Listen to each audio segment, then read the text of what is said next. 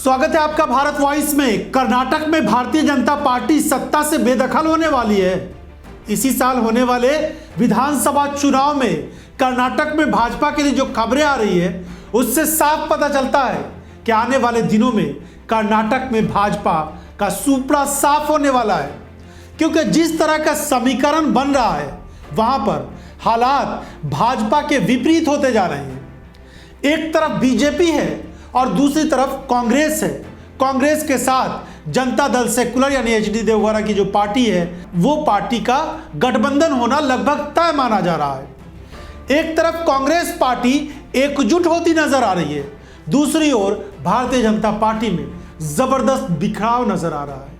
कहा जा रहा है कि बीएस येदियुरप्पा जबरदस्त तरीके से भाजपा की नीतियों से नाराज नजर आ रहे हैं। निजी तौर पर उनको लगता है कि उनके साथ भाजपा सही व्यवहार नहीं कर रही है, जिसको लेकर वो नाराज नजर आ रहे हैं। भाजपा के कई सारे बड़े कार्यक्रमों से भी उन्होंने खुद को किनारे रखा और आने वाले दिनों में भाजपा के और भी कई जो चुनावी कार्यक्रम होंगे उसमें भी बीएस येदियुरप्पा उस हिसाब से उत्साहित नजर नहीं आ रहे हैं।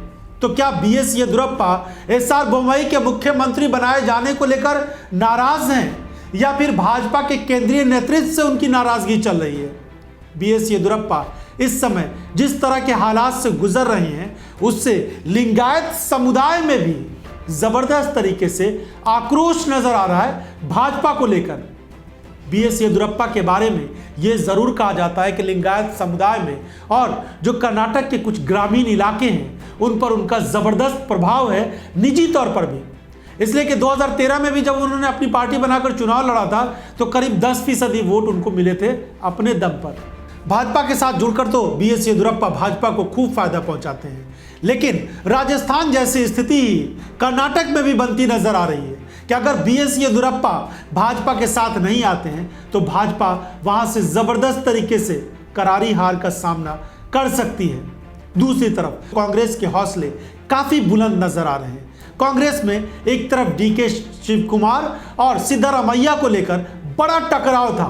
कहा जा रहा था कि दोनों के आपसी खींचतान से कांग्रेस वहां पर आपसी कलह का शिकार होगा और फिर जेडीएस भी कांग्रेस से किनारा करके या तो अलग चुनाव लड़ेगी या भाजपा के साथ जा सकती है। लेकिन भारत जोड़ो यात्रा ने कांग्रेस पार्टी को एक संजीवनी दे दी कर्नाटक में। कर्नाटक में वैसे ही लोगों के अंदर जबरदस्त उत्साह है, कांग्रेस के कार्यकर्ताओं में भी खासा जोश देखने को मिल रहा है। और दूसरी तरफ जो आपसी टकराव था नेताओं का, शिव कुमार का हो या फिर सिद्धरामैया का हो, ये सब अब खत्म होता हुआ नजर आ रहा है। राहुल गांधी ने साफ निर्देश दिया है कि इस चीज को बर्दाश्त नहीं किया जाएगा कि आप आपसी टकराव के साथ चुनाव में रहें।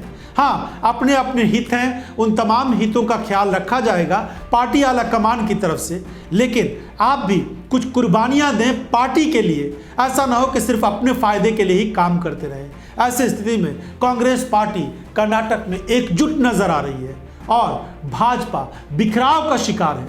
अगर कर्नाटक में 2023 का चुनाव भाजपा हार जाती है तो फिर दक्षिण भारत के राज्यों में भाजपा आगे सत्ता में आ पाए ये कहना बेहद मुश्किल है।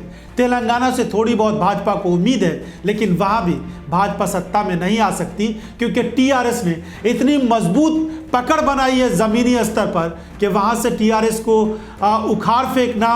और इस समय के वहां के मुख्यमंत्री के चंद्रशेखर राव, हालांकि उन्होंने अपनी पार्टी को बदल दिया, राष्ट्रीय पार्टी बना लिया है, लेकिन इसके बावजूद उनकी पार्टी की पकड़ वहां पर बहुत मजबूत है। ऐसी स्थिति में तेलंगाना में भाजपा का कुछ होता हुआ नजर नहीं आ रहा है। और कर्नाटक से भी भाजपा का सुपड़ा अगर साफ हो जाता है 2023 जो इसी साल विधानसभा चुनाव होने वाले हैं उसमें, तो फिर लोकसभा चुनाव में दक्षिण भारत में भाजपा के तमाम सपनों पर पानी फिर जाएगा। क्योंकि कर्नाटक वही राज्य है जहां पर कांग्रेस और जेडीएस की सरकार चल रही थी, लेकिन कांग्रेस में बगावत हुई तो कांग्रेस के बाकी विधायकों के साथ मिलकर भाजपा ने वहां पर सरकार बना ली, यानी मध्य प्रदेश जैसी स्थिति कर्नाटक में भी हो गई थी।